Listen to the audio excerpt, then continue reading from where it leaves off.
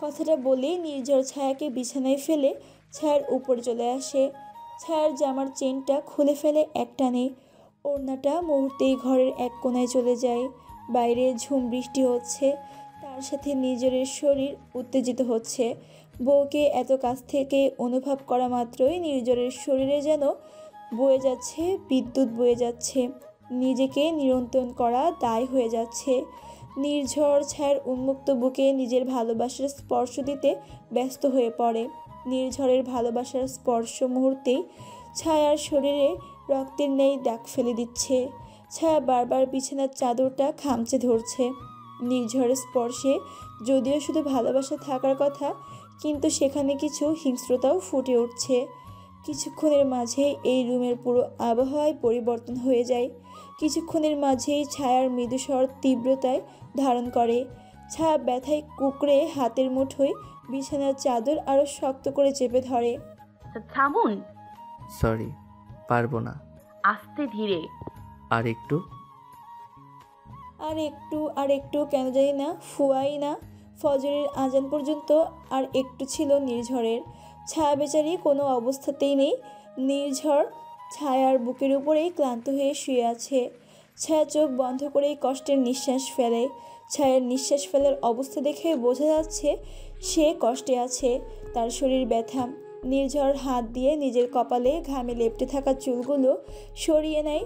নির্ঝর ছায়ার উপর থেকে উঠে বিছানার চাদর দিয়ে ছায়াকে মুড়িয়ে ওয়াশরুমে নিয়ে আসে। নিজে ফ্রেশ হয়ে ছায়াকেও গোসল করিয়ে দেয়। ছায়ার শরীরে পানির ছোঁয়াতেই ছায়া ঘুম থেকে ওঠেনি, অর্থাৎ সে প্রচুর ক্লান্ত। নির্ঝর ছায়াকে শুয়ে নিজেও ছায়ার পাশে শুয়ে পড়ে। সকাল 8টা। ফোনের শব্দে ঘুমে লেগে থাকা চোখ দুটো খুলতে হয় নির্ঝরের। মোটেই মন চাচ্ছে না চোখটা খুলতে, কিন্তু তাকে যে অফিসে যেতে হবে। নির্ঝর ফোনটা ধরতেই ওপাশ থেকে কথা ভেসে আসে। মেজর সাহেব, প্লিজ এখনই অফিস আসুন, এদিকে অনেক বড় একটা ঝামেলা হয়ে গেছে। ওকে। নির্ঝর ফোনটা কেটে ছায়ার দিকে তাকায়। এখনও চোখ বন্ধ করে আছে ছায়া, বেঘরে ঘুমাচ্ছে। নির্ঝর নিচে এসে কোনো মতে যা পারে তাই রান্না চড়িয়ে দিয়ে ফ্রেশ হয়ে নেয়। এরপর গাড়ির চাবিটা নিয়ে ঘরটা ভালো করে তালা দিয়ে দেয়। বাইরে সে নির্ঝর ছায়াকে মেসেজ করে দেয়, ফিরতে লেট হবে হয়তো। খিচুড়ি উঠিয়েছি রাইস কুকারে, ফ্রিজে মাংস ছিল রান্না করা, সেটা দিয়ে উঠে খেয়ে নিও। তোমার বিছানার পাশেই ড্রয়ারে ওষুধ আছে, সেটা খেয়ে নিও। নির্ঝর অফিসে পৌঁছে দেখতে পায় সব আর্মি সোলজার এবং অফিসার এক জায়গায় বসে আছে। কি হয়েছে? মেজর, আমরা বিপদে পড়ে গেছি। বিষয়টা খুলে বলুন। আমাদের যে ফাইলটা হারিয়েছে ওইটা মূলত ছিল আমাদের ক্যাম্পের প্রতিটা রুম, প্রতিটা জায়গার একটা নকশা। আমরা ধারণা করেছি এখানে অ্যাটাক হতে পারে। নির্ঝর দীর্ঘশ্বাস ফেলে বলে, ধারণার কিছুই নেই, এখানে অ্যাটাক হবে। কিন্তু আমি চাই যে যার পরিবার নিয়ে থাকো তারা একটু সাবধানে থাকো। আমার কাছে কিছু প্ল্যান আছে। কিসের প্ল্যান? নির্ঝর কর্নেলের দিকে তাকায়। ঘুম থেকে উঠে ছায়া ঘড়িতে দেখে 12টা বাজে। শরীর ব্যথা হয়ে আছে। ছায়া হাতে ভর দিয়ে বিছানায় উঠে দেখতে পায় নির্ঝরের মেসেজ। ছায়া সবটা পড়ে। এরপর নিচ থেকে উঠে ফ্রেশ হয়ে নির্ঝরের বানানো খিচুড়ি খেয়ে আবার বিছানায় এসে শুয়ে পড়ে। দিনটা তার ঘুমিয়েই কাটে। অয়ন আর নোহা বাড়িতে এসেছে আজ। মিসেস চৌধুরী ছেলের বউকে পেয়ে মহা খুশি। আজকে ভাবছিল জামাইয়ের পছন্দসই খাবার তৈরি করাবেন তিনি। সবাই মিলে বেশ মজা করে খাওয়া যাবে। যেই ভাবা সেই কাজ, শেফদের সব বুঝিয়ে দিলেন মিসেস চৌধুরী। মিসেস চৌধুরী মেয়ের রুমে গিয়ে দেখে তিন্নি রাহিকে ঘুম থেকে উঠিয়ে ফ্রেশ করে দিয়েছে। কিরে মা, কি করছিস? তোমায় নাতনি ব্রেক করবে, নিচে যেতাম। ও, জামাই কই? এত সকালে তো বের হয় না। কিছুদিন যাবৎ খেয়াল করছি আদান টেবিলে থাকে না। ওর কিছু কাজ, জরুরি কাজের জন্য কিছুদিন ব্যস্ত মা। তিন্নির কণ্ঠে বেশ গম্ভীর একটা বিষয় মিসেস চৌধুরী খেয়াল করে, যা তার পছন্দ হয় না। তিনি বুঝতে পারেন মেয়ের কিছু হয়েছে।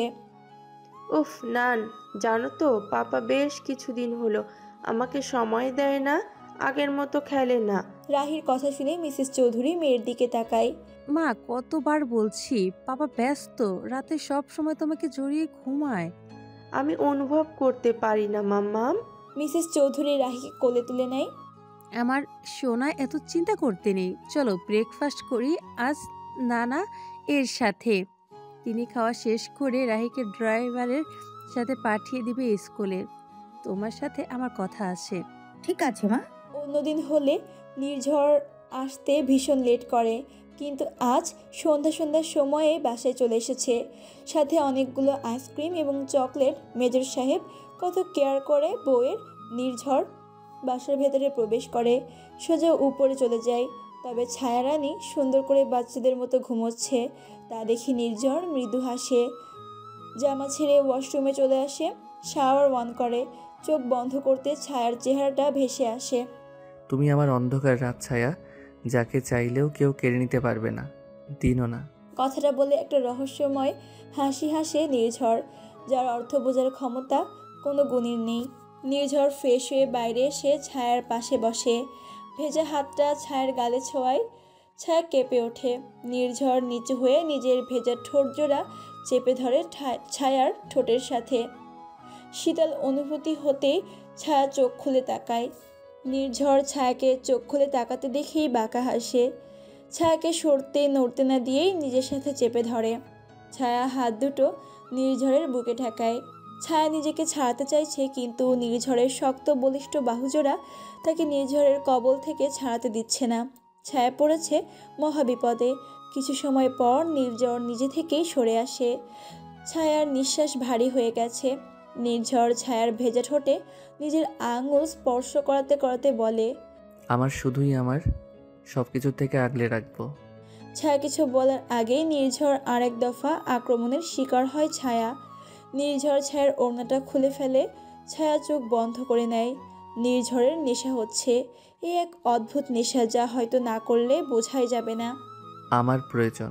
ছায়া চোখ বন্ধ করে নির্ঝরের কাঁধ খামচে ধরে রেখেছিল। এমন কথায় চোখ খুলে নির্ঝরের চোখের দিকে তাকায়।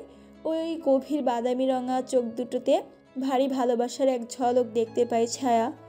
যেই ভালোবাসার ঝলকে ছায়ার হৃদয় দোল দিয়ে ওঠে। না করবার মতো আর কোনো উপায় সে খুঁজে পায় না। নির্ঝরের চোখের গভীরতায় এতটাই হারিয়ে গেছিল ছায়া যে বুঝতে পারেনি তার শরীরে অবশিষ্ট শেষ কাপড়ের টুকরোটাও নির্ঝর খুলে ফেলেছে। নির্ঝরের কামড় ধীরে ধীরে ছায়ার গলায় গিয়ে পৌঁছায়।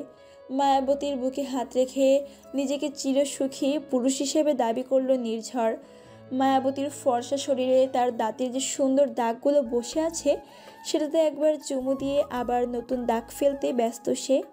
মায়াবতীর বুকে এক অদ্ভুত সুখ আছে, যেখানে ভালোবাসা দিতে প্রেমের সেই শব্দগুলো যেন আরও বৃদ্ধি পায়। মায়াবতীর মুখে প্রেমের গান শুনে নির্ঝরের বুকে মাঝেও প্রেমের হাওয়া দোলে। নির্ঝর তার টেবিলে থাকা ফোনটা নিয়ে কোনো নাম্বারে ফোন করে আবার ছায়ার বুকে ডুব দেয়। এবার প্রথমবার থেকে আরও ভয়ানকভাবে আক্রমণ করেছে নির্ঝর, যার ফলে ছায়া ভালোবাসার শব্দগুলো আরও বৃদ্ধি পায়। ছায়া এই মুহূর্তে কিছু বলার অবস্থায় নেই। সে শুধু বিছানার চাদর খামচে ধরে রেখেছে আর শব্দ করছে। কিছুক্ষণের মাঝেই নির্ঝর ছায়াকে নিয়ে ডুব দেয় আরেক রাজ্যে। সেখানে শুধু সুখময় অনুভূতি বিরাজমান। এই যে ছায়ার আধভাঙা কথা শুনে নির্ঝর ছায়ার বুক থেকে মাথা তুলে ছায়ার মুখের দিকে তাকায়। বলুন ম্যাডাম। আমাকে ছাড়ুন, ওয়াশরুমে যাব। আমি তো যেতে দিতে চাই না। একটু ওয়াশরুমেই তো যাব, ছেড়ে চলে যাচ্ছি না। ছেড়ে চলে যাওয়ার কথাটা শুনে নির্ঝরের ফর্সা মুখটা লাল হয়ে যায়। ছায়ার দিকে এক ভয়ানক দৃষ্টি নিক্ষেপ করে নির্ঝর। ছায়া বুঝতে পারে না বিষয়টা। কি হয়েছে? পা ভেঙে দেব, দরকার হয় বন্দি করে রাখবো, তাও তোকে যেতে দেব না আমি। এখন বুঝবি না এই নির্ঝর কি জিনিস, তা তুই এখনো জানিস না। মনে মনে কথাগুলো ভাবছে ছায়া। নির্ঝরের কোনো সারা শব্দ না পেয়ে ছায়া আবারও বলে, প্লিজ ছাড়ুন, ওয়াশরুমে যাব। নির্ঝর কোনো কথা না বলে ছায়াকে চাদরে মুড়িয়ে সোজা ওয়াশরুমে নিয়ে যায়। ছায়াকে ফ্রেশ করিয়ে দিয়ে নিজেও ফ্রেশ হয়ে যায় ছায়া। ছায়াকে নিজের একটা কালো শার্ট পরিয়ে দেয়, যেটা ছায়ার হাঁটু পর্যন্ত পড়েছে। ছায়ার কপালে চুমু দিয়ে বলে, বসো, আমি খাবার নিয়ে আসছি। নির্ঝরের পরনে গেঞ্জি আর ট্রাউজার। ছেলেটা যা পরে তাকে যেন তাতেই সুন্দর দেখায়। নির্ঝর নিচে এসে কিচেনে চলে যায়। খাবার গরম করতে করতে ফোনটা অন করে নির্ঝর। কল লিস্টে গিয়ে বাঁকা হাসে। আমার নামের ছায়া আমারই থাকবে। রাগে গজগজ করছে আদনান। রুমের এপাশ থেকে ওপাশ শুধু হাঁটছে, কিছু বলছে না। তিন্নি নিচে ছিল, মেয়েকে টিভি দেখিয়ে খাবার খাইয়ে উপরে এনেছে ঘুমিয়ে দেবে বলে।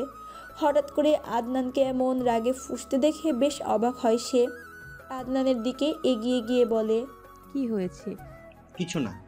কিছু বলছো না কেন? এভাবে রেগে মেগে আছো কি জন্য? কোনো সমস্যা? তন্নি প্লিজ, আমার ভালো লাগছে না। আদনান, তুমি ভুলে যাচ্ছ আমরা স্বামী স্ত্রী। এভাবে কথা লুকিয়ে তুমি ভালো থাকবে না, আমিও না। তিন্নির কথা শুনে আদনান পাশে থাকা কাচের ফুলদানিটা তিন্নির দিকে ফিকে মারে। ভাগ্য ভালো থাকায় মাত্র কিছু দূরত্ব আগে এসে ফুলদানিটা ভাঙে তিন্নির। ঘটনাচক্রে রাহি জোরে কান্না করে দেয়। মিসেস চৌধুরী, অয়ন আর নোহাও দৌড়ে আসে। রুমের দরজা খুলে থাকায় বিকট শব্দ হয়েছে। মিসেস চৌধুরী চোখের সামনে এমন অবস্থা দেখে আদনানের দিকে তাকায়। তিন্নির সামনে ফুলদানি ভাঙা, রাহি কাঁদছে। আদনানের মুখের ভঙ্গি দেখে বোঝা যাচ্ছে কাজটা সে করেছে। মিসেস চৌধুরী তিন্নির দিকে তাকায়। তিন্নি, রাহিকে নিয়ে আমার রুমে যাও। তিন্নি মায়ের দিকে তাকায়। আমি বললাম যাও। নোহা, রাহিকে কোলে নাও। জি মা। নোহা রাহিকে নিয়ে দ্রুত সেখান থেকে বেরিয়ে যায়। তিন্নিকেও অয়ন নিয়ে যায় নিজের সাথে। মিসেস চৌধুরী আদনানের দিকে তাকায়। আদনান বিষয় এবং সিচুয়েশন দুটোই বুঝতে পেরে নিজেকে স্বাভাবিক করার চেষ্টা করে। মিসেস চৌধুরী আদনানকে নিয়ে সোফায় বসে। কিসের এত সমস্যা তোমার? কেন মা? কিছুদিন ধরেই দেখছি তুমি বাসায় সকাল দুপুর রাত খাচ্ছ না। তিন্নি বা রাহির প্রতি আগে যে খেয়ালটা দিতে সেটাও দিচ্ছ না। সমস্যাটা কি তোমার? নাকি অন্য কিছু হলে বলো আমাকে। মা আসলে সেরকম কিছু না। আমি খুবই মানসিক চাপে আছি, কাজের প্রেশার অনেক। আর আমি যখন রেগে যাই তখন তন্নি বলেছে প্রশ্ন করো না, এবং বারবার একই কথা বলছিলাম। কিন্তু আম্মা সরি মা, আমি সত্যি এসব করতে চাইনি। সরিটা আমাকে না বলে গিয়ে তিন্নিকে বলো। আমি সব সামলে নেব মা। ভালো কথা। মিসেস চৌধুরী বেরিয়ে যায়। আদনান ফোনটা হাতে নেয়। কিছুক্ষণ আগের কথা মনে পড়তে আদনান আবারও রাগে লাল হয়ে যায়। নির্ঝর, ওর শরীরটা আমার, ওর শরীরের উপর সব অধিকার আমার, আমি এবং আমার। তুই মাঝ থেকে এসে আমার সব প্ল্যান নষ্ট করে দিলি। আমি ছাড়বো না তোকে, আমি ছাড়বো না। আদনানের কথার মাঝেই তার ফোনে ফোন আসে। ফোনটা গুরুত্বপূর্ণ। সে দ্রুতই ফোনটা তোলে। ওপাশ থেকে, Mr. Adnan, how many more days do you need? The product has not yet been made. When will you deliver? I'm sorry, I'm trying. The girl has lost her hand. You know that rare hormone is very difficult to find. I'm trying. We'll try to deliver that product quickly. Okay, we will wait. কথাটা বলে লোকটা phone কেটে দেয়। আদনান ভ্রু কুঁচকে বসে পড়ে। আমার ছায়াকে প্রয়োজন, বাই হুক আর বাই ক্রক। নির্ঝর ছায়াকে নিজের হাতে খাবার খাইয়ে দেয়। ছায়াও নির্ঝরের হাতে বাধ্য মেয়ের মতো খেয়ে নেয়। এরপর নির্ঝর ছায়াকে বুকে নিয়ে শুয়ে পড়ে। ছায়া টায়ার্ড ছিল, শোয়া মাত্রই ঘুমিয়ে যায় সে।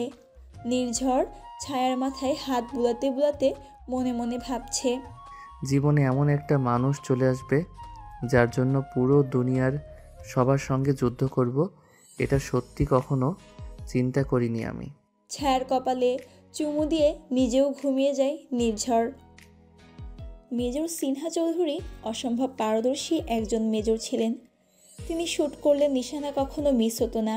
হাত যেমন পাকা ছিল, কাজের ক্ষেত্রেও সে ছিল খুবই দক্ষ। বিয়ের পর মহিমা চৌধুরীকে নিয়ে তিনি পাহাড়ি এলাকায় চলে আসেন। সেখানে তাদের ছোট্ট সংসার হয়। প্রথম সন্তান তিন্নি, দ্বিতীয় নির্ঝর এবং তৃতীয় অয়ন। সব ভালোই চলছিল। ভালোবাসা, ভালো থাকা, অর্থ কিছুরই অভাব ছিল না সংসারে। মহিমা চৌধুরী স্বামীকে ভীষণ ভালোবাসতেন। সিনহা চৌধুরীও স্ত্রীকে খুশি রাখার জন্য জীবনের সবটুকু কাজে লাগিয়ে দেন। এমনই চলছিল দিন। তিনি তখন ক্লাস 10-এ পড়ে, নির্ঝর ক্লাস 8-এ, অয়ন ক্লাস 6-এ। সিনহা গেছিলেন একটা মিশনে, কিছু ড্রাগস ডিলারদের ধরতে। পাহাড়ি এলাকা থেকে স্মাগলিং করা খুবই সোজা। তবে অবাক করা বিষয় হলো, স্মাগলিংটা করছিল সেখানের পুলিশের এসপি সিনহা সাহেব। সেটা জানতে পেরে সেই আস্তানায় ছদ্মবেশে যায়। ওনার বাইকেই ছিলেন। সেখান থেকে ফেরার সময় সব এভিডেন্স কালেক্ট করে নেন সিনহা। এসপি সবটা জানতে পেরে যায়। তিনি দ্রুত সিনহাকে ধরতে বেরিয়ে পড়ে। সিনহা সাহেবকে ধরতে সিনহা বাইকে ছিল। হঠাৎ করে সামনে থেকে এসপি সাহেব এসে তাকে শ্যুট করে। ঘটনা এত দ্রুত ঘটে যায় যে সিনহা চৌধুরী কিছু বুঝে ওঠার আগেই তার জীবন চলে যায়। মিসেস চৌধুরী সিনহা চৌধুরীর মৃত্যু মেনে নিতে পারছিলেন না। তিনি ট্রমায় চলে গিয়েছিলেন। তখন ছেলে মেয়েগুলো দেখাশোনা করেন তাদের বড় খালা মহিমা চৌধুরী, নীলিমা খানের ছোট বোন। বোনকে এভাবে কষ্ট পেতে দেখে তিনি চেয়েছিলেন মহিমা চৌধুরীকে বিয়ে দিতে, কিন্তু তিনি সেদিন বলেছিলেন, আমার স্বামী সারা জীবন আমাকে যে ভালোবাসা দিয়ে গেছে তাতে আমি চিরজীবন এভাবে কাটিয়ে দিতে পারবো। আমার আর তৃতীয় কোনো পুরুষের ভালোবাসার প্রয়োজন হবে না। এভাবেই কাটে দিন। এদিকে তিন্নির বিয়ের বয়স হয়। নির্ঝর বাবার মতো আর্মিতে যায়। অয়ন বিসিএস পড়ে। সারা জীবনের কষ্ট লাঘব হয় মহিমা চৌধুরীর। তবে তিন্নির বিয়ের 4 বছর পর জানতে পারে তিন্নি কখনো মা হতে পারবে না। আদনান ডক্টর হওয়ার জন্য সারোগেসিতে বেবি নেয়। সেদিন আদনান নির্ঝরের কাছে বাবার মতো হিরো হয়ে গেছিল। ভীষণ সম্মান করত এবং ভালোবাসত। আদনানের মা বাবা নেই, এতিম ছেলে আদনান। তাই মিসেস চৌধুরী মেয়ে জামাই এবং মেয়েকে নিজের কাছেই রাখে। এতে অবশ্য নির্ঝরের বেশি জোর ছিল। আদনানকে নির্ঝর বরাবরই সম্মান করে এসেছে, এখনও করে। কিন্তু আদনানের সুন্দর চেহারার পিছনে কালো রঙের মানুষটাকে নির্ঝর চিনতে একটু সময় লেগেছে। বিষয়টা এখন অনেকটা দূরে চলে এসেছে, হাতের থেকে বেরিয়ে যাচ্ছে। নির্ঝর এসব কথা ভাবছে। তার বাবার আদর আর চেহারা দুটোই তার এখনও মনে আছে। নির্ঝরের জীবনের সবথেকে বড় প্রাপ্তি তার বাবা এবং তার বাবার সাথে কাটানোর সময় এবং মুহূর্তগুলো। নির্ঝর ছায়ার মাথায় বিলি কেটে দিচ্ছিল এবং সব কিছু ভাবছিল। ছায়া এই মুহূর্তে নির্ঝরের বুকে শুয়ে আছে। ছায়ার চুলের মৃদু ঘ্রাণ নির্ঝরের ভীষণ ভালো লাগে। নির্ঝর চোখ বন্ধ করে ছায়ার চুলে বিলি কাটছে এবং সেই ঘ্রাণ উপভোগ করছে। সকালের সূর্যের আলো পর্দা ভেদ করে ছায়ার মুখে এসে পড়ে। ছায়া পিটপিট করে চোখ খুলে তাকায়। একটু নড়েচড়ে সামনে তাকিয়ে দেখে নির্ঝর তার দিকেই তাকিয়ে আছে। ছায়া চোখ টিপ টিপ করে নির্ঝরকে ভালো করে দেখে। কিছুক্ষণ সময় লাগে বুঝতে যে তার শরীরে যে শার্টটা আছে সেটা তার পায়ের অনেক উপরে উঠে গেছে। নির্ঝরের খোলা বুকে তার মাথা। ছায়া সব কিছু বুঝতে পেরে বেশ লজ্জা পেয়ে যায়। ওদের শরীরে জুড়ে থাকা চাদরটা ছায়া নিজের মাথা পর্যন্ত টেনে নেয়। নির্ঝর চাদরের ভেতরে লুকিয়ে যায়। নির্ঝর হাসে। এত লজ্জা কেন পাচ্ছ? তোমার শরীরের এমন কোনো অংশ নেই যা আমি দেখিনি। ছায়া কিছু বলে না, চুপ করে শুয়ে থাকে। নির্ঝর বিছানা থেকে নামতে নামতেই বলে, আমি অন্য রুমে যাচ্ছি, তুমি ফ্রেশ হয়ে নাও, কিন্তু প্লিজ আমার একটা শার্ট পরিও, তোমায় আমার শার্টে ভীষণ মানায়। কথাটা বলেই নির্ঝর চলে যায়। নির্ঝর চলে যেতে ছায়া মাথায় বেরিয়ে দেয়। ছায়া মৃদু হাসে, উঠে ফ্রেশ হয়ে গোসল করে নেয়। এরপর নির্ঝরের ক্লোজেট থেকে তার একটা শার্ট পরে নেয়। নির্ঝরের পছন্দ যেটা হয় সেটাই। ছায়া আয়নার সামনে এসে চুল মুছছে, আঁচড়ে নেয়। শার্টটা বড় বড় মতোই তার হাঁটু অবধি এসেছে। নিজেকে দেখে নিজেরই লজ্জা লাগছে। ছায়া ঘড়ির কাঁটায় দেখে 8টা বাজতে চলল। নির্ঝর 9টায় বের হয়ে যাবে, তাই ছায়া দ্রুত নাস্তা বানাতে চলে যায়। যদিও শরীর মোটামুটি ঠিক আছে। ছায়া নির্ঝরের জন্য ব্রেকফাস্ট বানাতে বানাতে নির্ঝর এসে হাজির হয়। এই ইউনিফর্মে নির্ঝরকে আরও সুদর্শন লাগে। ছায়া নির্ঝরের থেকে চোখ সরিয়ে রান্নায় নজর দেয়। তখন পেছন থেকে শক্ত দুটো হাত ছায়াকে জড়িয়ে নিয়ে নিজের বাহু ডরে। ছায়া জানে সে কে, তাই কোনো কথা বলে না। নির্ঝর ছায়ার ভেজা চুলে নাক ডুবিয়ে দেয়। তাই তো ভাবছি, আবার আমার ঘরে এত সুন্দর খাবারের ঘ্রাণ কেন?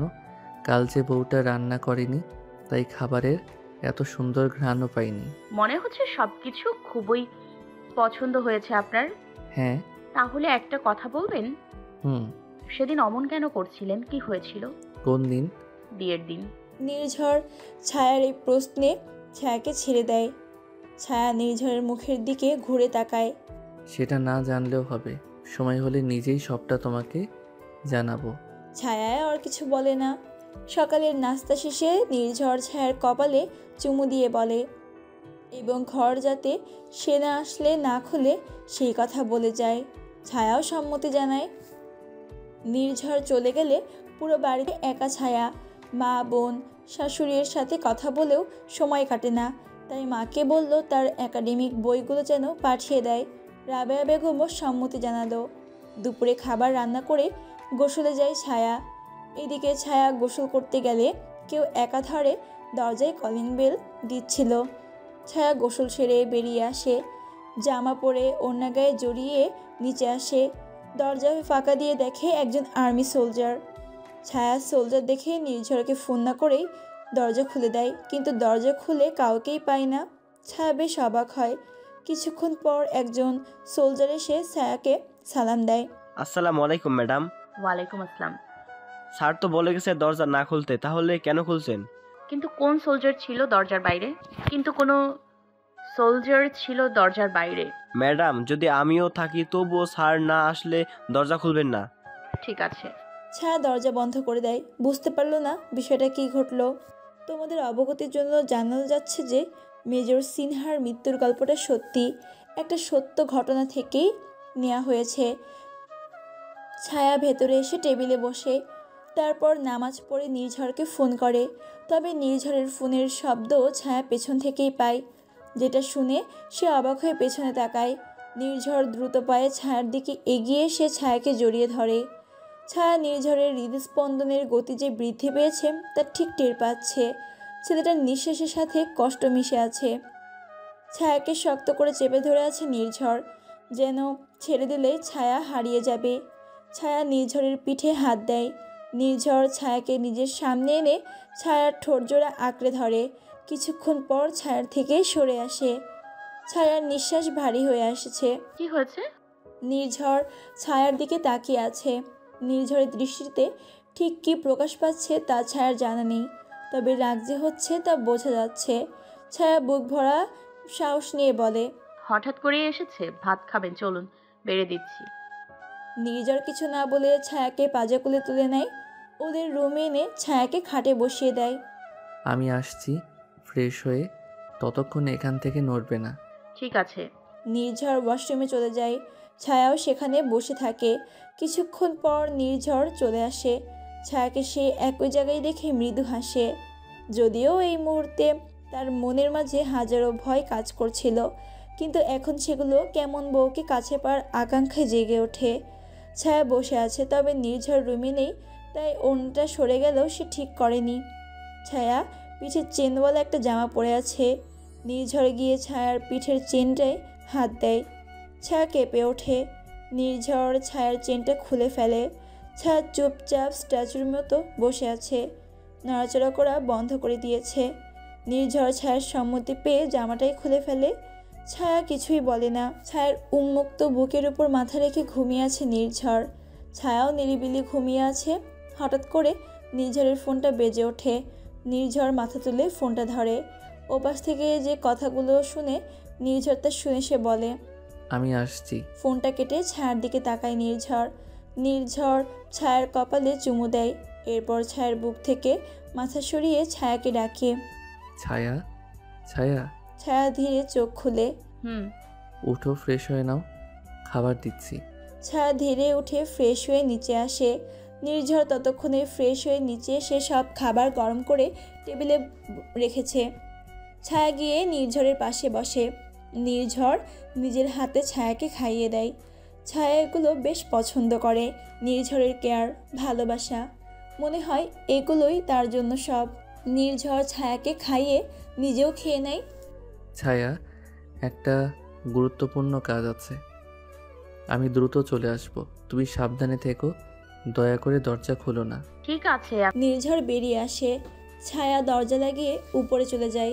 ঘরে গিয়ে মাকে ফোন করে। মায়ের সাথে কথা বলতে বলতে সময় কেটে যায়। আদনান কেবিনে বসে আছে। তার ডক্টরি চেয়ারটায় মাথা এলিয়ে দিয়ে চোখ বন্ধ করে বসে আছে। এমন সময় একজন দ্রুত তার কেবিনে আসে। স্যার। আদনান চোখ খুলে ছেলেটার দিকে তাকায়। কি হয়েছে? ম্যাডামকে কিডন্যাপ করার জন্য যাকে পাঠিয়েছিলাম সে ধরা পড়ে গেছে। কি? হ্যাঁ। আদনান নিজের সামনে থাকা পেপার ওয়েট খানা ছেলেটার দিকে ছুঁড়ে মারে। লোকটা ভয়ে পিছিয়ে যায়। ব্রাশ, এইটুকু কাজ করতে পারিস না? তোদের টাকা দিয়ে কেন রেখেছি আমি? স্যার। বের হ রুম থেকে এক্ষুনি, বের হ। লোকটা বেরিয়ে যায়।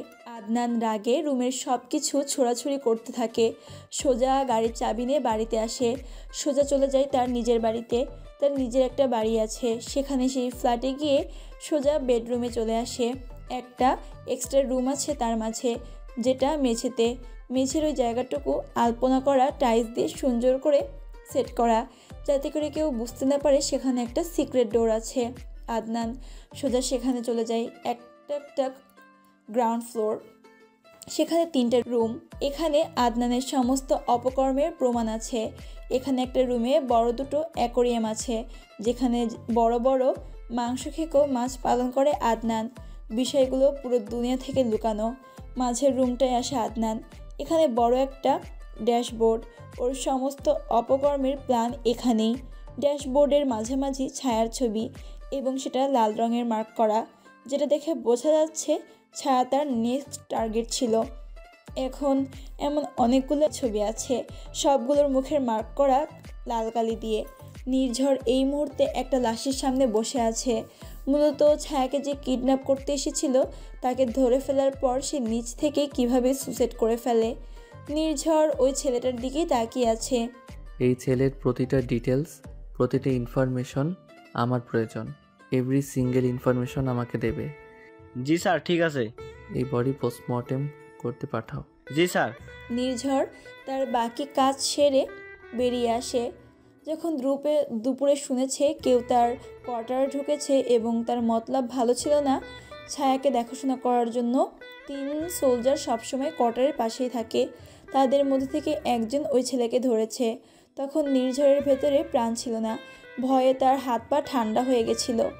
ছায়াকে হারাবার ভয় তাড়া করে বেড়াচ্ছে নির্ঝরকে। কিন্তু কি অদ্ভুত বিষয়, কিছুদিন আগ পর্যন্ত কারোর জন্য অনুভূতি যে নির্ঝরের হবে, সেটাই নির্ঝর মানতে চাইতো না।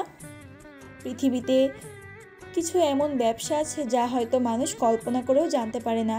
আদনান ছোট থেকে একজন বিচক্ষণ ছাত্র ছিল। তার ব্রেন কম্পিউটার থেকেও অদ্ভুত দ্রুত চলতো। এই বিষয়টা যদি সঠিকভাবে প্রয়োগ করতো, তবে হয়তো পৃথিবীর বুকে নামকরা কেউ হতো আদনান। কিন্তু এই বিচক্ষণ ব্রেনটাকে আদনান কিছু অপকর্মে খাটিয়েছে। অনেক বছর আগে পৃথিবীতে মানুষ মরা মানুষকে খেয়ে ফেলতো, অর্থাৎ মানুষের মাঝে যে মানুষগুলো বয়স্ক হয়ে মারা যেত, সেই মানুষগুলোকে জীবিত মানুষগুলো মাটি দেওয়ার বদলে রান্না করে খেয়ে ফেলতো। এতে তাদের ত্বক সুন্দর হতো এবং তারা আরও চিন্তা করতো এতে মরা মানুষের যত বছর আয়ু ছিল সেটা তাদের লেগে যাবে। সময়ের বিবর্তনের কারণে এসব প্রথা সরকার থেকে নিষেধ ঘোষণা করা হয়েছে। তবে সময়ের বিবর্তন এবং তথ্য যোগাযোগ প্রযুক্তির সাহায্যে মানুষ এমন কিছু আবিষ্কার করেছে যা অবিশ্বাস্য। পৃথিবীতে এমন কিছু অসাধু দ্রব্য আছে যা ব্যবহারে মানুষের ত্বক সুন্দর হয়। 50-60 বছর পর্যন্ত ত্বকে কোনো ভাঁজ পড়ে না। তবে এই দ্রব্য তৈরি করার জন্য মানুষের প্রয়োজন হয় বিশেষ কিছু মানুষের হরমোন, যা সবার মধ্যে থাকে না। এই হরমোনগুলো মানুষকে মেরে সংরক্ষণ করা হয়, অর্থাৎ এই ব্যবসা বা দ্রব্যটা একেবারে নিষিদ্ধ দ্রব্যগুলোর মধ্যে একটা। আদনান একজন সাইকোলজিস্ট সবার সামনে, কিন্তু পেছন দিয়ে সে একজন রিসার্চার। প্রায় 20 বছর ধরে সে এই বিষয়ে রিসার্চ করছে এবং 6 বছরের বেশি সময় ধরে সে তার রোগীদের উপরে এক্সপেরিমেন্ট চালায়, যার ভেতরে সেই বিশেষ হরমোন থাকে। তাকে আদনান গুম করে ফেলে। বেশিরভাগ নাইট ফোবিয়া যাদের হয়, তাদের মধ্যেই এই হরমোন থাকে। ছায়া তেমন একজন মেয়ে যার ভেতরে এই হরমোন বিরাজমান। আদনানের বাবা এসপি মাসুদ আরিফ, যে দ্রব্যগুলো বাইরে পাচার করত, আর এটাই সেই এসপি যে কিনা মেজর সিনহা চৌধুরীকে মেরেছিল, অর্থাৎ নির্ঝরের বাবাকে মেরেছিল, এবং তার কিছুদিনের মাথায় এএসপির ফাঁসি কার্যকর করা হয়।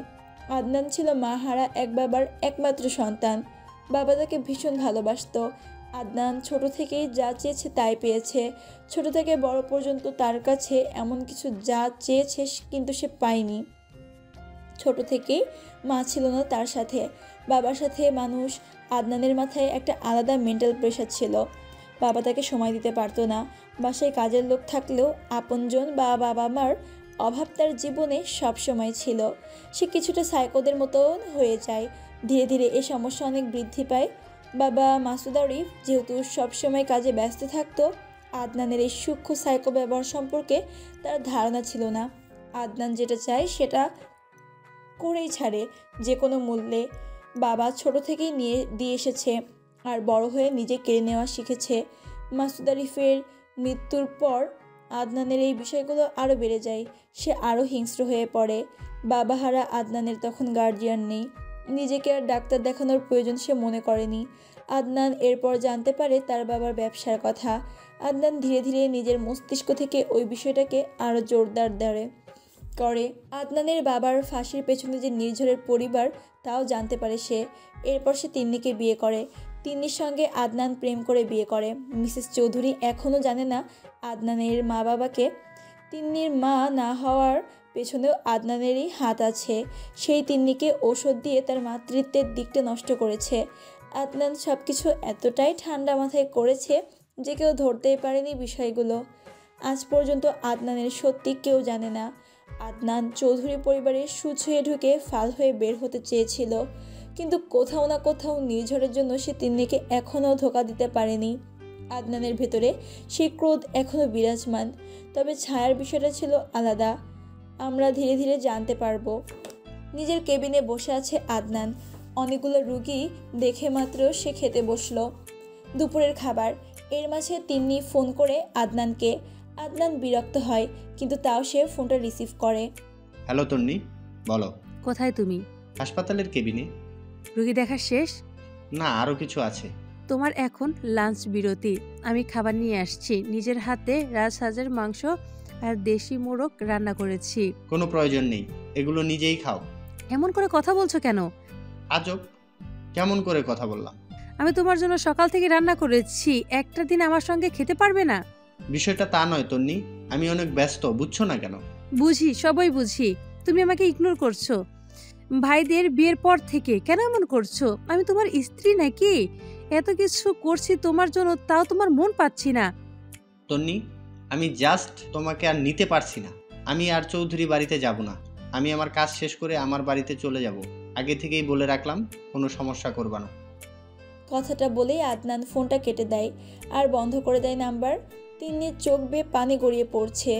সে শখ রেডি হয়ে বসেছিল।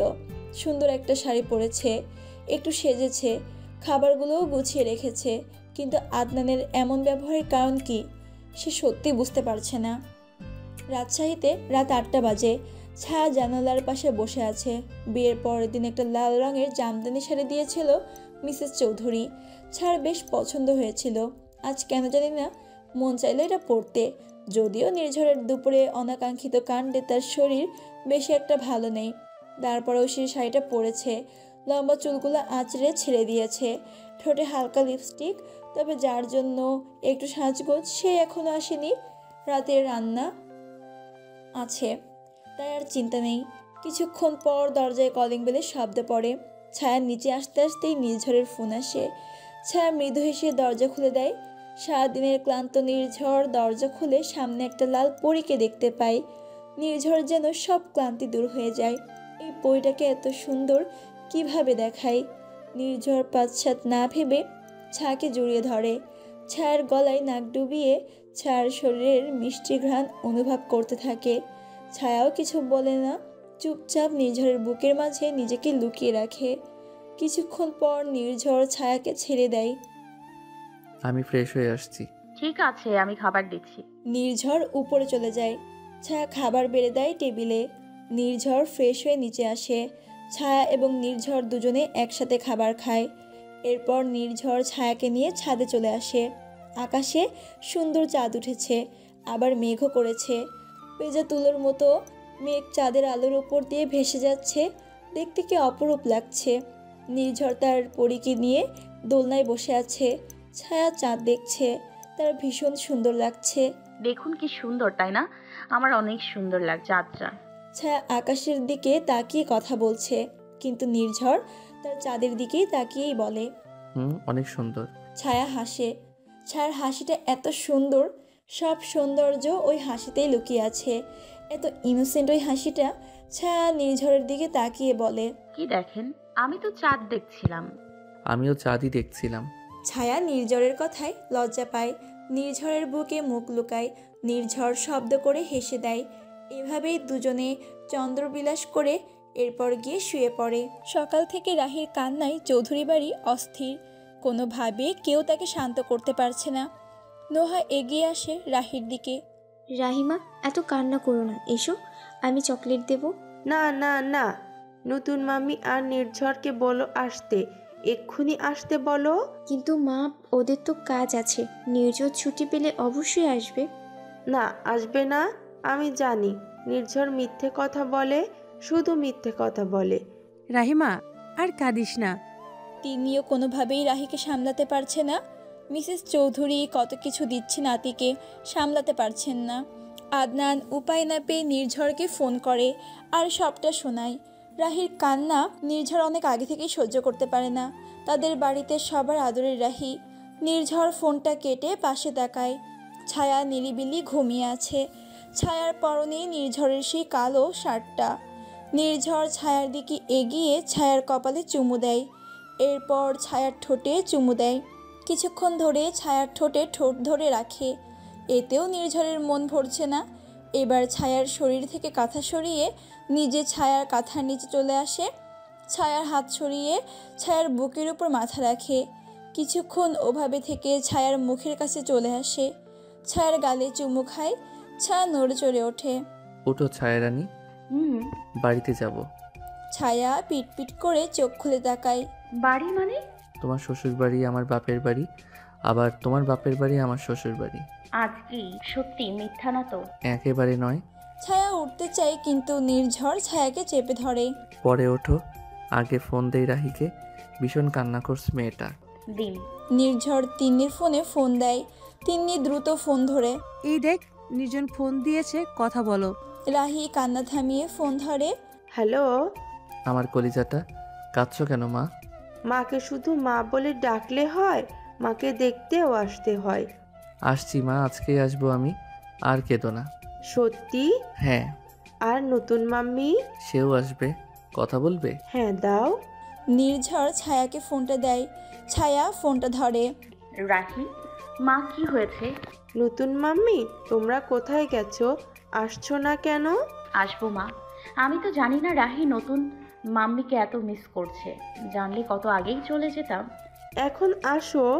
যাবো মা। দ্রুত আসো। ছায়া হাসে। এরপর ফোনটা কেটে দেয়। নির্ঝরের দিকে তাকায় ছায়া। নির্ঝর ছায়ার ঠোঁট এবং কপালে আরও চুমু দেয়। খেয়ে ফেলুন একেবারে। নির্ঝর হাসে। পারলে তাই করতাম।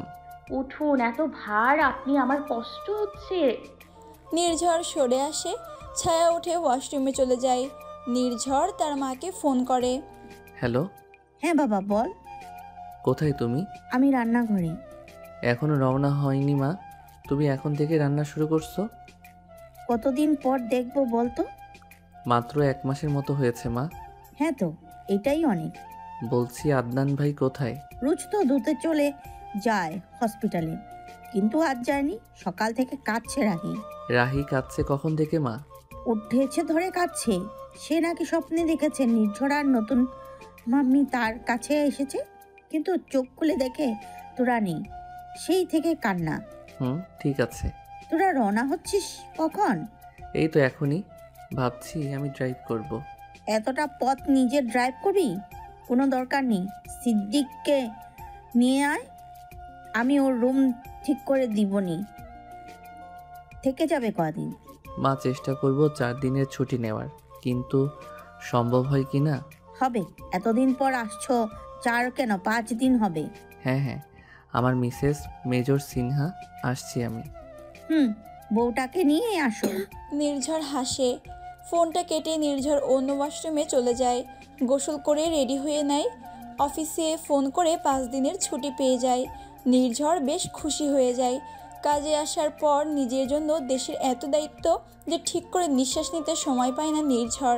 মিসেস চৌধুরীর ছেলেকে অনেক মিস করলেই চলে আসতো, কিন্তু নির্ঝরের ছুটি হয় না সহজে। কি করে হবে, তার কাঁধে যে অনেক বড় দায়িত্ব।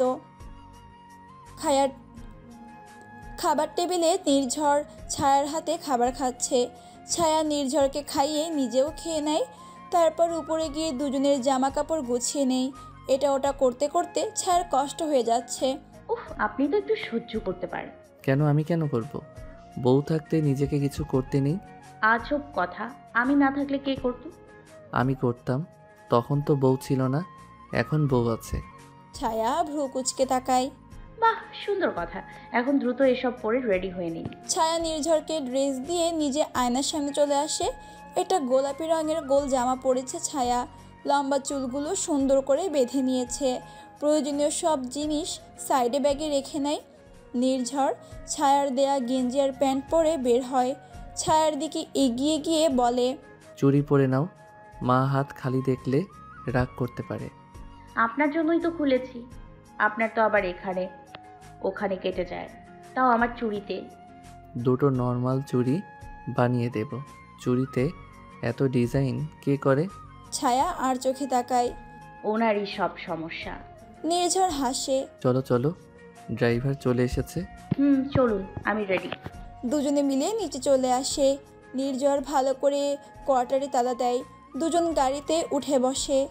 সুন্দর রাস্তা দিয়ে গাড়ি আপন গতিতে চলতে থাকে। উপভোগের মতো সময় এটা।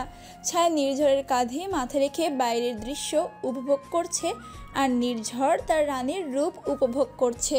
চৌধুরী বাড়িতে এখন তোড়ঝোড় চলছে। বড় ছেলে আসছে তার বউকে নিয়ে কতদিন পর। মায়ের কাছে সন্তানের আশাটা সবসময় অনেক দিন পরেই হয়। মিসেস চৌধুরী আর নোহা রান্নাঘরে। তিন্নির মেয়েটা এত কান্না করছিল, তাই সে তাকে ঘুম পাড়াতে গেছে। অনেক কান্না করলে আবার রাহির জ্বর আসে। তিন্নি রাহিকে শুয়ে দেখে আদনান ফোনে কিছু করছে। তিন্নি খোলা চুলগুলো বাঁধতে বাঁধতে বলে, কি ব্যাপার, তুমি আজ কাজে যাবে না? আদনান ফোনটা রেখে উঠে দাঁড়ায়। তিন্নির দিকে এগিয়ে আসে, তিন্নিকে জড়িয়ে ধরে। হঠাৎ করেই আদনানের এমন কাণ্ডে তিন্নি অবাক হয়ে যায়। কি হয়েছে? কিছু না, অনেকগুলো দিন তোমাকে আর মেয়েকে সময় দিতে পারছি না, আমার খারাপ লাগছে। তিন্নির অবুঝ মন। স্বামীকে সে অনেক ভালোবাসে, তাই আদনান যা বোঝায় তাই বুঝে নেয়। আদনান তিন্নিকে জড়িয়ে অনেকগুলা চুমু খায়। এতেই তিন্নি খুশি। আসলে পুরুষ মানুষ অনেক অদ্ভুত হয়। একটুতেই যে নারী খুশি হয়, তাকে ফেলে কি সুন্দর অন্য কাউকে ভালো লাগতে পারে? পৃথিবীর নিয়মটাই কেমন অদ্ভুত। অয়ন নির্ঝরের পছন্দ মতো অনেকগুলো জিনিস নিয়ে এসেছে। নোহা তা দেখে বলে, বলছি মা, ছায়ার ভীষণ ভাপা ইলিশ পছন্দ। আপনার ছেলে অনেক বড় মাছ নিয়ে এসেছে, একবার ভাপা ইলিশ বানাবেন? অবশ্যই বানাবো মা, আমার ছেলে বউ কি আলাদা? মিসেস চৌধুরী এর কথায় নোহা শান্তি পায়। সে এবং তার বোন সত্যি সুন্দর একটা সংসার পেয়েছে। রাজশাহী শহরটা স্বপ্নের মতো সুন্দর। প্রাকৃতিক এত সুন্দর দৃশ্য বাংলাদেশের অনেক শহরেই দেখা যায় না। যেমন সুন্দর মানুষের তৈরি কাঠামো, তেমনই সুন্দর প্রাকৃতিকভাবে হওয়া গাছগুলো। ছায়া এখানে আসার পর একবারের জন্য কোথাও যায়নি, বাড়িতেই ছিল সব সময়ের জন্য। নির্ঝরের হাতে সময় ছিল না ছায়াকে ঘুরে সবটা দেখানোর। তবে ছায়া অ্যাডমিশনের সময় বাবার সঙ্গে একবার রাজশাহী এসেছিল, কিন্তু কপাল খারাপ হওয়ায় চান্স তার হয়নি। তবে সেই মুহূর্তগুলো ছায়ার বেশ মনে আছে। বাবা তাকে টি বাদে নিয়ে গিয়েছিল পদ্মার পাড়ে। রাজশাহীর রাস্তার লাইট সিস্টেম আর কাঠগোলাপ গাছগুলোর ছায়ার ভীষণ প্রিয়। কাঠগোলাপ ছায়ার প্রিয় ফুল, যদিও বিশেষ করে কাঠগোলাপের ঘ্রাণ ছায়ার অনেক পছন্দ। গাড়ির জানালা দিয়ে ছায়া বাইরের প্রকৃতি দেখতে ব্যস্ত। নির্ঝর কিছু একটা গভীরভাবে চিন্তা করছে। তার চিন্তায় ছায়ার ক্ষতি হবার ভয় সব থেকে বেশি। নিজের অনেক ক্ষতি সহ্য করতে পারলেও ছায়ার কিছু হয়ে যাক সেটা নির্ঝর চায় না। এখন শ্রাবণ মাস, কাঠগোলাপের সিজন নয়, তাও কিছু গাছে একটা দুটো ফুলের দেখা মিলেছে। ছায়া সেগুলোর দিকেই তাকিয়ে আছে। হঠাৎ এমন সময় ছায়ার চোখে যায় একটা হোটেলের দিকে। ছায়া সেদিকে তাকাতেই তার মনে পড়ে যায় প্রায় 1 বছর 6 মাস আগের কথা। ছায়া যখন বাবার সঙ্গে প্রথম রাজশাহী এসেছিল অ্যাডমিশন দিতে, সেই সময়টাতেই ছায়া নির্ঝরকে প্রথম দেখেছিল। অতীত। হোটেল রুমে ছায়া তার সাদা ফাইলটা গুছিয়ে নিচ্ছিল। এমন সময় তৌফিক হাসান এসে বলেন, ছায়ামা, দ্রুত কাজ শেষ করো, ভার্সিটির দরজা বন্ধ হয়ে যাবে আধা ঘন্টা আগে। ও হ্যাঁ বাবা, আমার সব শেষ, চলো। সব ঠিকঠাক নিয়েছো তো? হ্যাঁ বাবা, চলো এখন যাই। ছায়া আর তৌফিক হাসান বেরিয়ে পড়ে হোটেল থেকে ভার্সিটির দূরত্ব প্রায় 30 মিনিটের। আর পরীক্ষার দিন রাস্তায় জ্যাম থাকে অনেক। ছায়া আর তৌফিক হাসান যে রিকশায় ছিল, ওই রিক্সাওয়ালা বলল ছায়ার যে ভবন পরীক্ষা সেটা বিশ্ববিদ্যালয়ের পেছন দিকে, তাই সামনের দিকে জ্যামের মধ্যে না গিয়ে যেন ছায়া পেছন থেকে যায়। তৌফিক হাসানও তাতেই সায় জানালো। দুজন মিলে ভার্সিটির ভেতরে চলে আসে। কিছু দূর আসার পর ছায়া তার ভবন পেয়ে যায়। তৌফিক হাসানকে বাইরে থাকতে হতো, ভেতরে যাওয়ার পারমিশন নেই, তাই ছায়া বাবাকে বিদায় জানিয়েই ভেতরে চলে আসে। ভেতরে আসার পর ছায়ার সামনে অনেকগুলো রাস্তা। ভবনটা অনেক বড়। নিজের ক্লাসরুমটা ভালো করে চেক করে নেয় ছায়া অ্যাডমিট কার্ডে। তারপর সে দ্রুত পায়ে সামনের দিকে হাঁটা ধরে। কিছু দূর গিয়ে ছায়া সামনে দেখতে পায় তারই কলেজের এক বন্ধুকে। ছায়া তার নাম ধরে ডাকে, ফারিয়া। ফারিয়া পেছনে তাকিয়ে ছায়াকে ডাকে, হেই ছায়া। দাঁড়াও, ওখানে আমি আসছি। ছায়া ফারিয়াকে দেখে বেশ খুশি হয়ে যায়। তাই ছায়া দ্রুত ফারিয়ার দিকে হাঁটতে নিলেই কারোর সাথে জোরে ধাক্কা যায়। যদিও ওর সামনের মানুষটা ছায়াকে দেখে পাশে সরে গেছিল, কিন্তু ছায়ায় আশেপাশে না তাকিয়ে লোকটার সঙ্গে ধাক্কা খায়। সঙ্গে সঙ্গে ছায়ার হাতে থাকা ফাইলটা পড়ে যায়। ছায়াও নিচে নেমে যায়, নিচে পড়ে যায়। ছেলেটাও পড়ে যায়। ছায়া কোমরে হাত দিয়ে পাশে সামনে তাকিয়ে যা দেখে, এতে ছায়ার হৃদস্পন্দনের গতি কেমন যেন থেমে যায়। লম্বা এক সুদর্শন পুরুষ সে, পরনে সাদা শার্ট আর ব্লু জিন্স। দেখে মোটেই ছাত্র বলে মনে হচ্ছে না। ছেলেটা ছাত্র নয়ও। ফর্সা লম্বা সিল্কি চুল তার দিকে তাকিয়ে যেন ছায়া পুরো দুনিয়ার কথা ভুলে যাচ্ছে। ছেলেটা একরাশ বিরক্তি নিয়ে ছায়ার দিকে তাকায়। এর মাঝেই ফারিয়া এসে ছায়ার হাত ধরে টান দেয়। আসলে ভিড় ঠেলে ফারিয়া আসবে তো। পরীক্ষার দিন অনেক ভিড় হয়। ছায়ার ধ্যান ফিরে, সে বুঝতে পারে ভুলটা তারই। ছায়া উঠে দাঁড়ায়। সরি, আমি দেখতে পাইনি। ছায়া ছেলেটার দিকে তাকিয়ে নিচ থেকে তার জিনিসগুলো উঠিয়ে নেয়। ছেলেটা এতটাই গোমরা মুখ করে ছিল যে ছায়া এতবার সরি বলল, তার কোনো উত্তর না দিয়েই চলে গেল। ছায়াও তার যাওয়ার দিকে তাকিয়ে রইল। ফারিয়া ছায়াকে ধরে বলে, ব্যথা পেয়েছিস? না। চল তাহলে, দেরি হয়ে যাচ্ছে। ও হ্যাঁ চল। দুজন যদিও আলাদা রুমে, তবে রুম দুটোই একই জায়গায়, যেমন 101 আর 102। ছায়া রুমে সে ঠিকঠাক হয়ে বসে। অ্যাডমিশন জার্নিতে তার প্রথম এক্সাম এটা। খুবই ভয় হচ্ছে তার মনের মাঝে। কিছুক্ষণের মাঝেই স্যারেরা চলে আসে, প্রশ্ন দেওয়া হয়, পরীক্ষা শুরু করে তারা। পরীক্ষা ছিল জাস্ট 1 ঘন্টার, 80টা টিক দাগাতে হবে।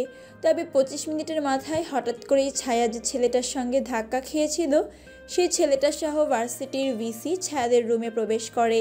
ভিসিকে দেখে হলে দায়িত্বরত অধ্যক্ষ কিছুটা অবাক হয়। 3 জন ছিলেন ডিউটিতে। তাদের মধ্যে একজন এগিয়ে গিয়ে বলেন, স্যার কি হয়েছে? এখানে ছায়া হাসান নামে কেউ পরীক্ষা দিচ্ছে? ছায়া দাঁড়িয়ে পড়ে। ভিসি পাশে থাকা সেই ছেলেটার দিকে তাকায়। মেজর সাহেব দেখুন, ইনিই নাকি? হ্যাঁ, এটাই সেই মেয়েটা। ছায়া ভেতরে এবার ভয় ঢুকে যায়। ছেলেটার সঙ্গে তো ভুল করে ধাক্কা লেগেছিল, আর সরি তো বলেছিল। তাহলে কি হয়েছে এখন? সে কি তবে অনেক বড় অন্যায় করে ফেলেছে? ছায়া ভয়ে ভয়ে বলে, দেখুন, আমি ইচ্ছে করে ধরিনি, আমি ভুল করেই ধাক্কাটা দিয়েছিলাম। ভালো কথা, ভুল করে ধাক্কা লেগেছিল মানছি। আমার কার্ডটা কেন নিয়েছো?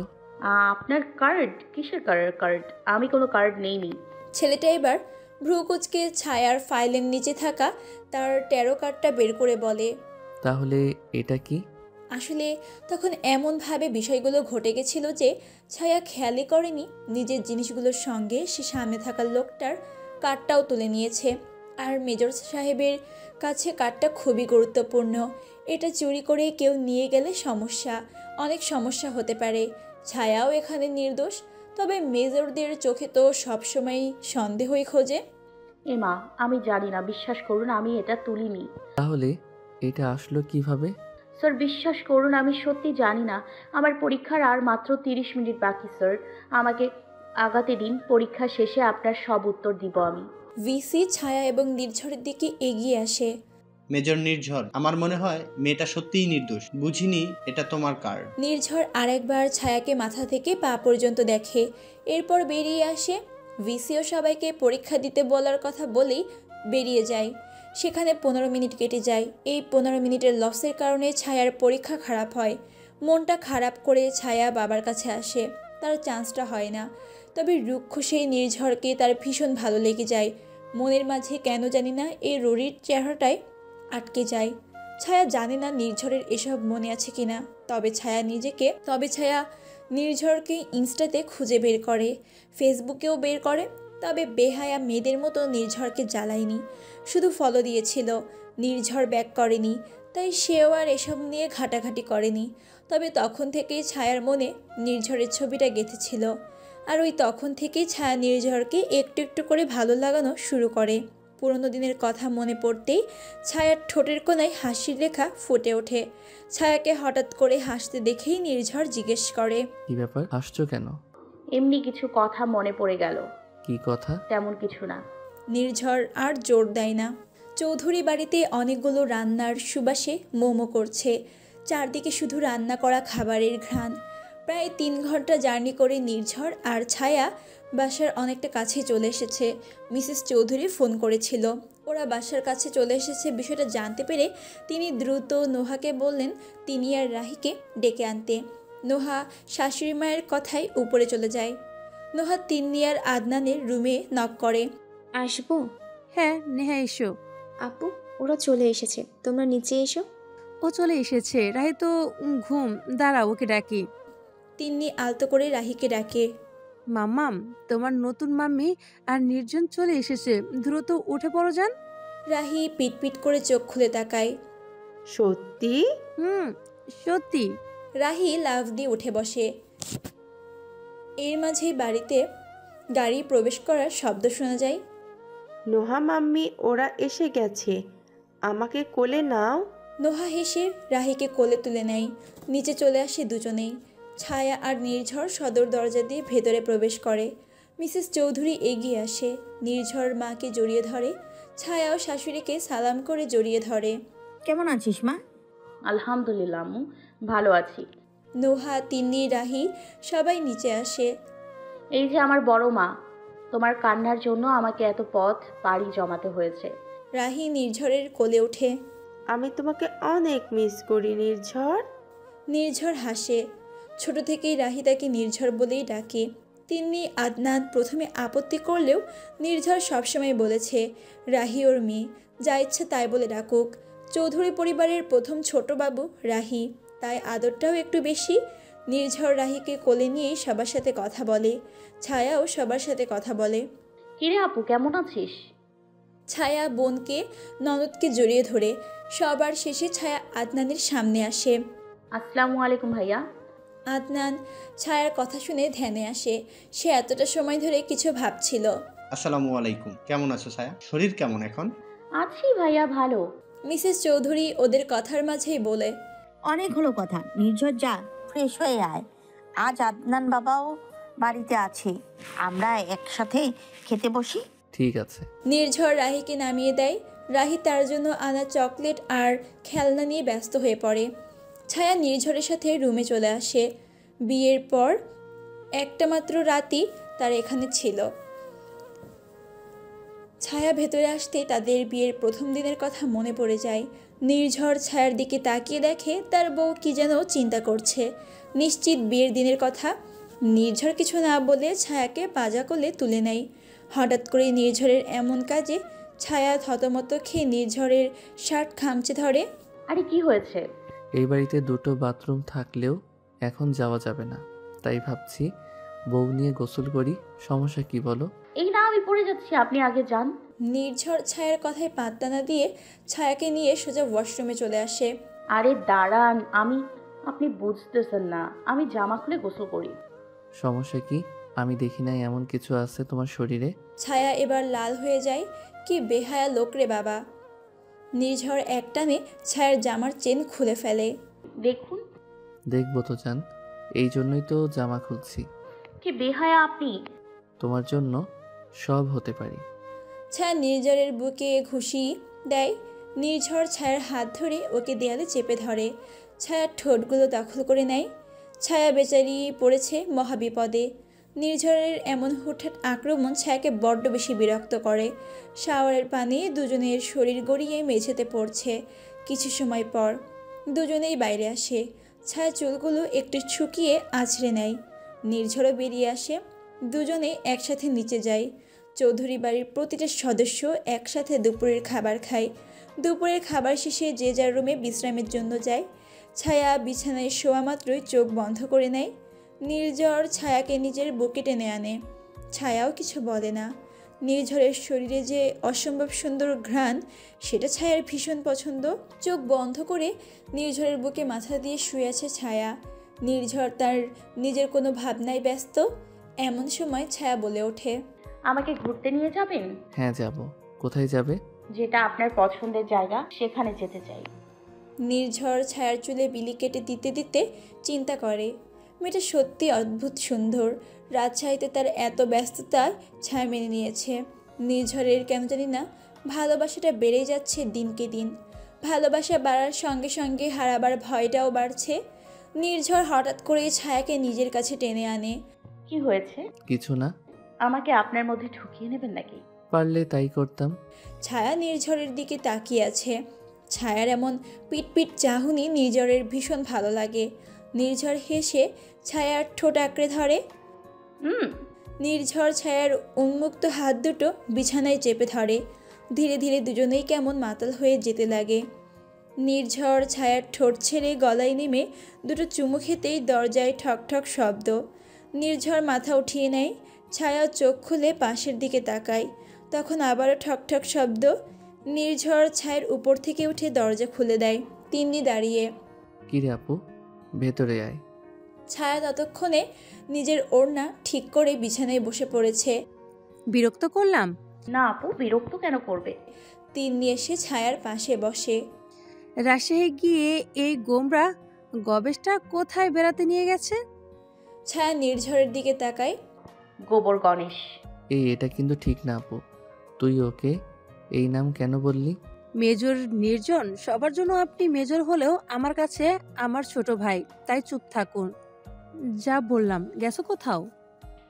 না আপু, আপনার গোবর গণেশ ভাইটা আমায় কোথাও নিয়ে যায়নি। আমি জানতাম, এই জন্যই আমি ঠিক করেছি আজ তোমার সব জায়গায় ঘুরে দেখাবো, তোমার বরের প্রিয় জায়গাগুলো। আমিও সেটাই বলছিলাম। তাহলে রেডি হয়ে আমার পরিবারের সবাই মিলে যাই। ঠিক আছে আপু। ভাই তুই রেডি হয়ে নে, ড্রাইভ করতে হবে কিন্তু। কথাটা বলেই তিন্নি চলে যায়। নির্ঝর তিন্নির যাওয়ার দিকে তাকিয়ে আছে। মনে মনে ভাবছে, আপু একটু পরে আসলে বউকে আরেকটু আদর করা যেত। 30 মিনিট পর সবাই রেডি হয়ে নিচে আসে। ছায়া একটা সাদা রঙের গোল জামার উপর লাল সুতোর কাজের জামা পরেছে, লাল ওড়না, লাল প্যান্ট, হাতে নির্ঝরের নামের চুড়ি, গলায় সাধারণ চেন, তবে সবে সোনার, ঠোঁটে হালকা লিপস্টিক, চুলগুলো আঁচড়ে সামনে বেঁধে ছেড়ে দিয়েছে। ছায়াকে সাধারণভাবে কি সুন্দর দেখাচ্ছে। আদনান দাঁড়িয়ে ছায়াকে পা থেকে মাথা পর্যন্ত পর্যবেক্ষণ করেছে। আদনানের মাথায় যে মারাত্মক কোনো প্ল্যান আছে তা দেখেই বোঝা যাচ্ছে। নির্ঝর ছায়ার হাতটা ধরে বসে। ছায়াও নির্ঝরের হাত ধরে। নির্ঝর বুঝতে পারে আদনানের চাহনি। প্রিয়তমার চারদিকে খেয়াল থাকে তার। ওরা ভীষণ খুশি। মিসেস চৌধুরীর থেকে বিদায় নিয়ে সবাই বেরিয়ে যায়। সবাই যেহেতু একসাথে বের হয়েছে, তাই নির্ঝর কোনো খোলামেলা জায়গা যেতে একেবারেই নারাজ। সে কোনো রেস্টুরেন্টে গিয়ে ডিনার করে বাসায় ফিরতে চায়। যদিও তিনি একটু জোর করেছিল, চল কোথাও পার্কে থেকে ঘুরে আসি বা অন্য কোথাও, তারপর না হয় রেস্টুরেন্টে যাব, কিন্তু নির্ঝর একেবারেই রাজি নয়। প্রতিটা সেকেন্ডে ছায়ার হাত ধরে রেখেছিল নির্ঝর। কোনোভাবেই তার হাত ছাড়া যাবে না। ছায়া যদিও সাদামাটা মানুষ, তার এসব রেস্টুরেন্টে থেকে খোলা খাওয়াই বা প্রকৃতির মাঝে কোনো জায়গায় বেশি পছন্দ হতো, কিন্তু নির্ঝরের যে রাগ, এমনি তিন্নির সাথে কথা কাটাকাটি করেছে, এর মাঝে ছায়া বেরিয়ে দিলে হয়তো রাগটা কন্ট্রোল করতে পারবে না সে, তাই ছায়া কিছুই বলেনি। নির্ঝরের কথা মতো সবাই একটা রেস্টুরেন্টে যায়। সেখানে গিয়ে খাবারগুলো খাওয়া ছাড়া তেমন কোনো মজাই করা হয় না। রাত 9টার দিকে সবাই বাড়িতে চলে আসে। বাইরের আবহাওয়া ভালো না, প্রচুর বেগে হাওয়া বইছে, ঠান্ডা হাওয়া, যা জানান দিচ্ছে এখন বৃষ্টি হবে। এখন না হলেও কিছুক্ষণের মাঝেই হবে। মিসেস চৌধুরী ওদের ফোন করে বলেছিল চলে আসতে। ওরা নতুন বউদের একটু মানাগোনা করে রাখতে হয়, এভাবে গোলামে চলা উচিত নয়। আদনানও শাশুড়ির কথায় সবাইকে নিয়ে বাড়িতে চলে আসে। রাহি ঘুমিয়ে গেছে, তাই বাড়িতে ফিরে যে যার রুমে চলে যায়। নির্ঝর ছায়াকে ফ্রেশ হতে পাঠিয়ে একটা জরুরি ফোন অ্যাটেন্ড করতে একটু বাগানের দিকে যায়। ছায়া নিরিবিলি জামা কাপড় ছেড়ে ফ্রেশ হয়ে কমফোর্ট জামা পরে বের হয়। ছায়া বাথরুমের দরজা খুলে এক পা বাইরের দিকে রাখতেই হঠাৎ করেই লাইট অফ হয়ে যায়। ছায়া যেখানে ছিল সেই জায়গায় ফ্রিজ হয়ে যায়। এমনিতেও মেয়েটা রাতের আধারে ভয়। ছায়া ধীর গলায় নির্ঝরকে ডাকে, মনে সাহস নিয়ে। নির্ঝর, নির্ঝর, আপনি কোথায়? কোথায় আপনি?